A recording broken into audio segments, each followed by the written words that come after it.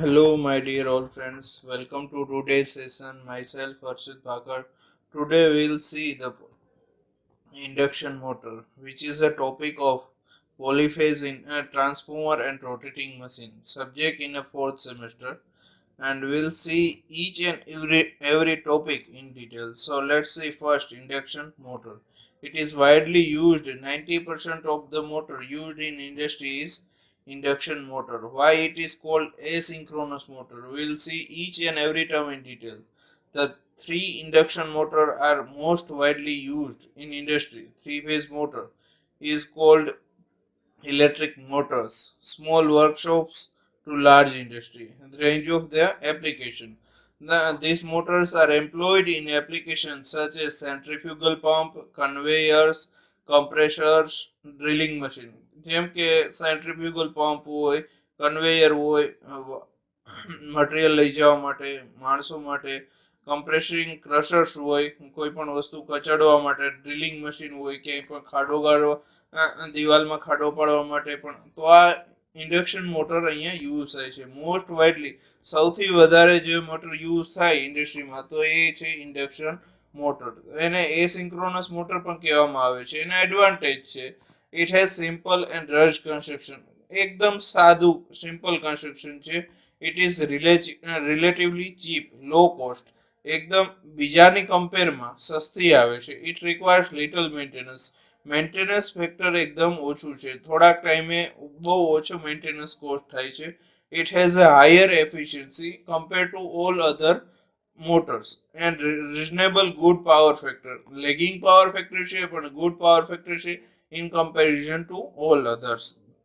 It has a self-starting torque. One of the most advantageous point of induction motor is it has a self-starting torque. Now, in this motor, absence of commutator. કે આમાં commutator હોતું નથી. તો આ હતા induction મોટરના advantages. આ એડવાન્ટેજીસના લીધે જ ઇન્ડક્શન મોટર ઇન્ડસ્ટ્રીમાં સૌથી વધારે યુઝ થાય છે. ડિસએડવાન્ટેજીસ પણ હોય, એડવાન્ટેજીસ હોય એમ ડિસએડવાન્ટેજીસ પણ હોય. તો એની સ્પીડ કોન્સ્ટન્ટ નથી હોતી. લોડ વેરિએશન થાય છે, એમ પાવર ફેક્ટર વેરિએશન થાય છે, એમ સ્પીડ વધે છે અને ઘટે છે. નેક્સ્ટ છે low starting torque compare to DC shunt motor. જો આપણે મિત્રો હાયર સ્ટાર્ટિંગ ટોર્ક જોતું હોય તો આપણે specially DC shunt motor use કરીએ છીએ. જ્યારે ડીસી શન્ટ મોટરની કમ્પેરિઝનમાં ઇન્ડક્શન મોટરમાં લો સ્ટાર્ટિંગ ટોર્ક હશે. કન્સ્ટ્રક્શન ડિટેલ આપણે જોઈએ તો કન્સ્ટ્રક્શનમાં પહેલું આવશે સ્ટેશનરી પાર્ટ. રોટરનો જે પાર્ટ ફરી શકતો નથી તેને કહેવાય stator. It is called stationary part. Stationary parts રોટરનો જે પાર્ટ ફરી શકે છે તેને કહીશું rotor. The part which rotates continuously is called rotor. Now, stator અને rotor are made up of કેના બનેલા હોય છે? Electric circuit usually made up of copper or aluminum winding or to carry current. Ready? Magnetic circuit usually made up of laminated silicon steel to carry magnetic flux. Magnetic flux લઈ જવા માટે અને core losses ઓછા કરવા માટે stator અને રોટરના બનેલા હોય છે. અહીંયા તમે જોઈ શકો છો આ ઇન્ડક્શન મોટરનો ડાયાગ્રામ છે. ઓપન કટ સેક્શન છે. અહીંયા તમે ઈચ એન્ડ એવરી પાર્ટ જોઈ શકો છો. સો આ હતું એનું કન્સ્ટ્રક્શન ડિટેલ. ચલો જોઈએ. જુઓ, આ તમારી બુકનો ડાયાગ્રામ છે મિત્રો.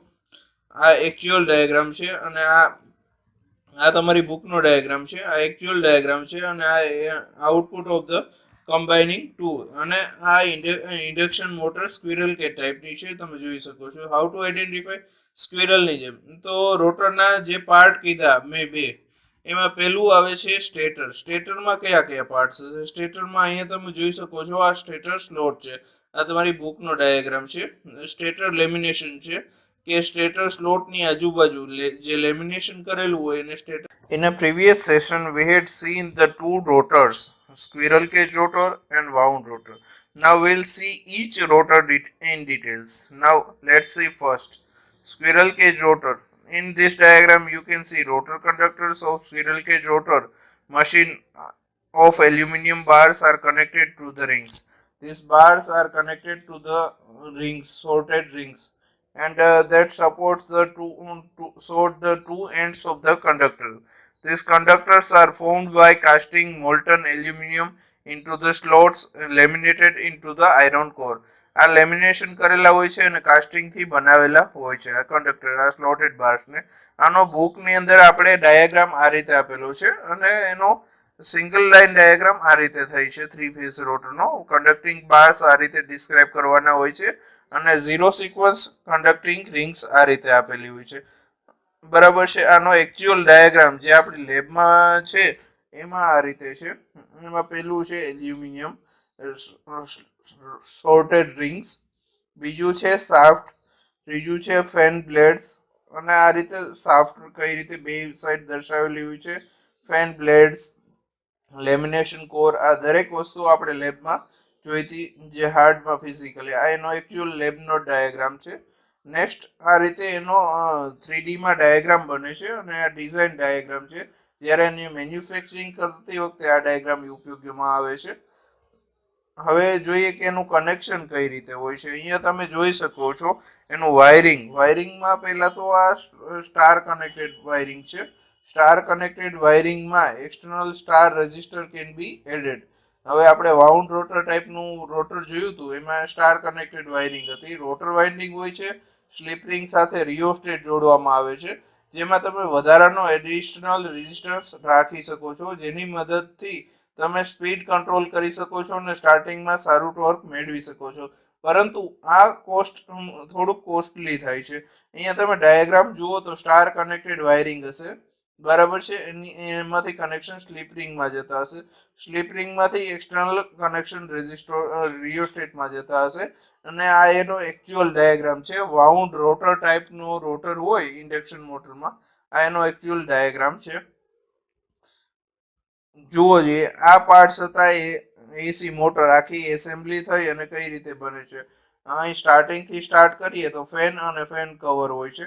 કવર બહારની સાઈડ હોય છે, આપણને ફેન દેખાતું નથી, ફોર કુલિંગ પર્પઝ હોય છે. આ પછી આ કન્ડ્યુટ બોક્સ હોય છે જેમાંથી આપણે વાયરિંગના કનેક્શન આપીએ છીએ. કાસ્ટ આયરનની ફ્રેમ હોય છે, પછી એન્ડ ટર્ન્સ હોય છે, જે લાસ્ટ ટર્ન્સ હોય વાઇન્ડિંગના એ હોય છે. આ મેગ્નેટિક હોલ્સ હોય છે ટુ સપોર્ટ ફ્રેમ, બરાબર છે. પછી આ એની અંદરનું રોટર છે, રોટરનું બાર છે જે આપણે દરેક વસ્તુ અંદરથી જોઈ અને આને જ્યારે કમ્પ્રેસ કરી અને કમ્બાઈન કરવામાં આવે ત્યારે એક પરફેક્ટ એસી ઇન્ડક્શન મોટર બને છે. હવે principle of 3 phase induction motor.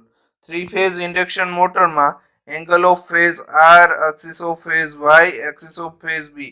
અહીંયા 3 ફેઝ આરએમએફ પ્રોડ્યુસ થાય છે. 3 ફેઝ વાઇન્ડિંગમાં સ્ટાર્ટિંગ ટોર્ક આપવામાં આવે ત્યારે આરએમએફ પ્રોડ્યુસ થાય છે, આર વાય બી. અહીંયા ક્રોસ અને ડોટ બે પ્રકારે આપેલા છે, જોઈ શકો છો. એ ડોટ છે એ ઇનસાઇડ ધ ટર્મિનલ જાય છે, બી છે તો અહીંયા ક્રોસ આપેલું છે, અહીંયા ડોટ આપેલું છે. એક કંડક્ટર ઇનસાઇડ જાય છે, બીજામાંથી કંડક્ટર બહાર આવે છે. આ વાઇન્ડિંગનો ડાયાગ્રામ છે અને ત્રણેય ફેઝમાં કમ્પલસરી સપ્લાય આપવામાં આવે છે. તેથી આ બી ફેઝ છે રોટરને અહીંયા આર ફેઝ પાસે ધક્કો મારશે, આર ફેઝ છે વાય ફેઝ પાસે, વાય બી પાસે.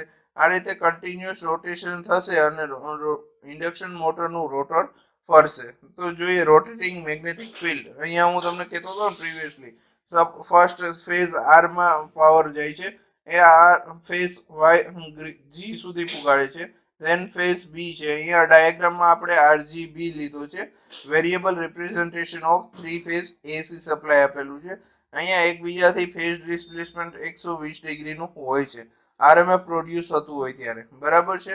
આ એનો ડાયાગ્રામ છે. જુઓ તો હું તમને કીધું કે